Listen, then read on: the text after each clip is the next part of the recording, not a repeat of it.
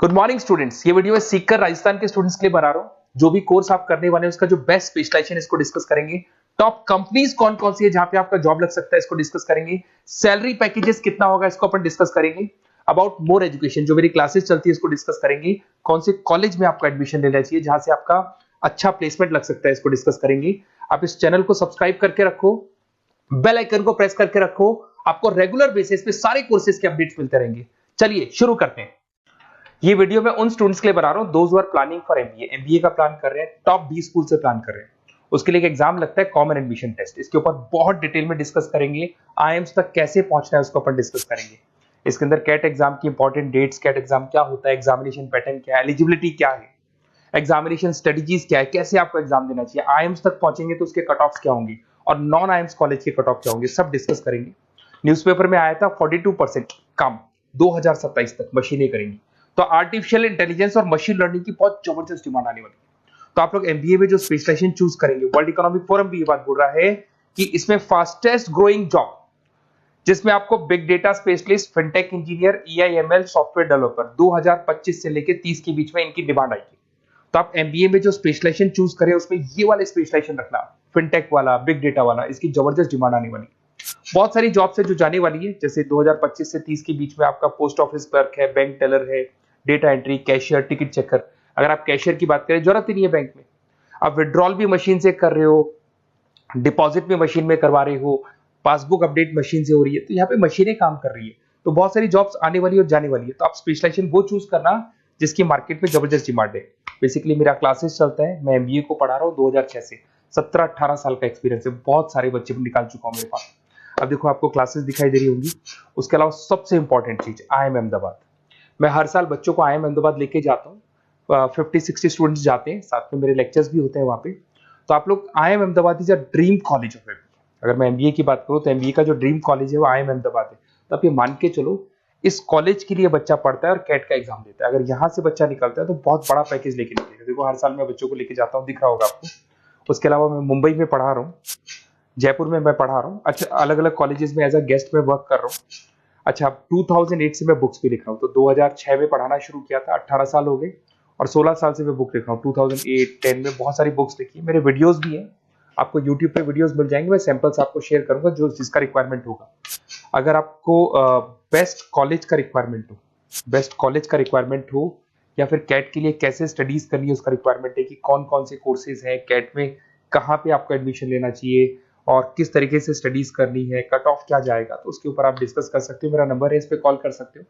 बाकी मैं अगर क्लास में रहता हूँ तो आप मेरे को व्हाट्सअप कर सकते हो अपना name, number, city, state, course और कहाँ से आपको अपना एमबीए करना है और किस तरीके से कैट का प्रिपरेशन करना है।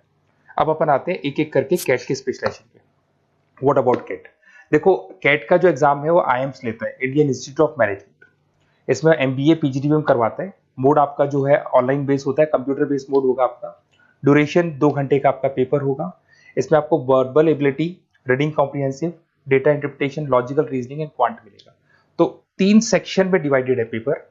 आपको हर सेक्शन में 40 मिनट्स मिलती है। 2 घंटे का आपका पेपर है, तो उसको कंप्लीट करना है। तो इसमें पढ़ना कैसे है, उसकी स्ट्रेटजीज क्या है, इसको अपन आगे डिस्कस करेंगे। देखो आपको इंपॉर्टेंट डेट्स दिखाई देंगी। नोटिफिकेशन इसका जुलाई 25 तक आ जाता है। उसका रजिस्ट्रेशन अगस्त में स्टार्ट होते हैं, सितंबर में आपका लास्ट डेट है, एडमिट कार्ड अक्टूबर में आता है, नवंबर में लास्ट संडे, जो लास्ट संडे होता है नवंबर का, उस दिन एग्जाम लगता है इसका और जनवरी तक रिजल्ट आ जाता है। अब देखो इसमें बहुत सारी चीजें जो अपन डिस्कस करेंगे। टोटल इसमें 66 मार्क्स का पेपर होता है, वेरी भी करता है थोड़ा बहुत। 40 मिनट्स पर सेक्शन को मिलता है। इसके अंदर आपका इंग्लिश है, रीजनिंग है, क्वांट है, इनके लिए अलग अलग टाइम मिलता है। 1/3 इसमें नेगेटिव मार्किंग रहती है। मतलब अगर आपने कोई किसी ऑप्शन बेस्ड क्वेश्चन को तुक्का मारने की कोशिश की तो 1/3 कट जाएगा। एमसीक्यूज में नेगेटिव होता है और बाकी जो सेक्शनल कट ऑफ जरूरी है इसके अंदर। मतलब ऐसा नहीं है कि आपका इंग्लिश में स्कोर आ गया, मैथ्स में नहीं आया, डीआई में नहीं आया तो सिलेक्शन नहीं होगा। इंडिविजुअल आपका इंग्लिश में भी आना चाहिए, मैथ्स में भी आना चाहिए, डेटा इंटरप्रिटेशन में, तीनों में आना चाहिए आपका। और एमसीक्यूज में जो नेगेटिव मार्किंग है एमसीक्यूज के लिए होगा, नॉन एमसीक्यूज के लिए नेगेटिव मार्किंग नहीं होता है। उसके अलावा अगर मैं एलिजिबिलिटी की बात करूं तो जनरल का अगर स्टूडेंट है तो 50% मार्क्स चाहिए। अगर आपका 50% से कम है, you are not eligible to give the CAT examination. अगर एससी, ओबीसी, रिजर्व कैटेगरी से है तो 45% आपको चाहिए। देखिए, और एज लिमिट नहीं है, कोई भी बच्चा एग्जाम दे सकता है। फाइनल ईयर का स्टूडेंट दे सकता है, फाइनल ईयर होने के बाद भी वो एग्जाम दे सकता है। अगर मैं स्ट्रेटजीज की बात करूं, देखो बार बार मैं एक चीज बता रहा हूं, जब भी आप पेपर को अटेम्प्ट करते हैं, इसमें टाइम कम होता है, क्वेश्चन ज्यादा होते हैं, तो यहां पर आपको रिजेक्शन आना चाहिए, सिलेक्शन नहीं करना है, रिजेक्शन करना है। बहुत सारे ऐसे क्वेश्चन होते हैं बहुत ईजी है, उसमें 4 से 5 मिनट खराब हो गए और आपने उसका राइट आंसर निकाल दिया। अरे भाई वो 5 मिनट में 5 क्वेश्चंस करने थे आपको, उस क्वेश्चन में फंस के आपने 5 मिनट खराब कर दिए। तो जो क्वेश्चन इजी और आपको लग रहा है सॉल्व हो जाएगा बट टाइम लेगा, आप उसको छोड़ दो, रिजेक्ट कर दो। वो क्वेश्चंस करने हैं जिसमें टाइम कंज्यूमिंग कम होता है।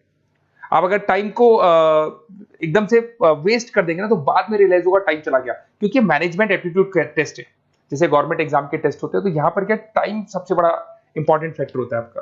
तो बेसिकली एक्यूरेसी होना चाहिए, स्पीड होना चाहिए और आपका टाइम बैलेंस होना चाहिए, और साथ के साथ कौन सा क्वेश्चन छोड़ना है और कौन सा कर रहे हैं। बहुत सारे क्वेश्चन होते हैं जिसमें लालच देता है, करो करो करो, बाद में पता लगता है फंस गया उस क्वेश्चन के अंदर और फंसने का टाइम चला गया, तो टाइम नहीं जाना है इसके अंदर। उसके अलावा देखो, अगर मैं आईएम्स की बात करता हूँ, आईएम्स में 99 percentile, IIM Ahmedabad is 99 percentile आपको चाहिए। उसके बाद में अगर मैं बात कर दूं, बेंगलोर 99, कोलकाता 99, लखनऊ में 97 टू 98 चाहिए, इंदौर कोझीकोड में 95 टू 97। तो परसेंटाइल तो मान के चलो, अगर आपको टॉप कॉलेज चाहिए ना, तो 99 प्लस परसेंटाइल चाहिए आपको, ठीक है। उसके अलावा अगर अपन देखते हैं एफएमएस दिल्ली, नॉन एक्सेप्टेबल, जो कैट का एग्जाम तो लेते हैं बट नॉन आईएम्स है, वो भी 99 मांगता है। एसपी जैन भी 85 टू 95 मांगेगा। एमडीआई गुड़गांव 95 परसेंटाइल मांगता है। आईएनपी गाजियाबाद 85 टू 90 मांग रहे हैं। तो कॉलेजेस तो बहुत हैं, और ये मान के चलो आप 80 से लेके 99 के बीच में अगर आ जाते हो तो आपको टॉप 20 स्कूल्स मिल जाएंगे। अगर आईएम्स भी नहीं मिलता है तो उसके नीचे के स्कूल्स मिल जाएंगे। बाकी अगर इसको डिटेल में आपको डिस्कस करना है तो मेरा नंबर है, आप कॉल कर सकते हैं। अच्छा, उसके अलावा मेरा नंबर आपको दे दिया मैंने, अगर मैं कल क्लास में हूं या कॉलेज में और फोन नहीं उठाता तो व्हाट्सएप कर देना, अपन डिटेल में डिस्कस करेंगे सारी चीजें, और कहां से आपको कैट करना चाहिए, कौन सा इंस्टीट्यूट बेस्ट रहेगा वो भी मैं आपसे डिस्कस करूंगा, कौन से कॉलेज में आपका एडमिशन लेना चाहिए वो भी डिस्कस करेंगे, किस तरीके से आपको पढ़ाई करनी है, नोट्स कैसे मिलेंगे, वीडियोस कैसे मिलेंगे, सब डिस्कस करेंगे। Okay, best of luck for your CAT examinations. और कोई कॉलेज से रिलेटेड क्वेरी है तो वही आप मेरे को कॉल कर सकते हैं। Okay, best of luck.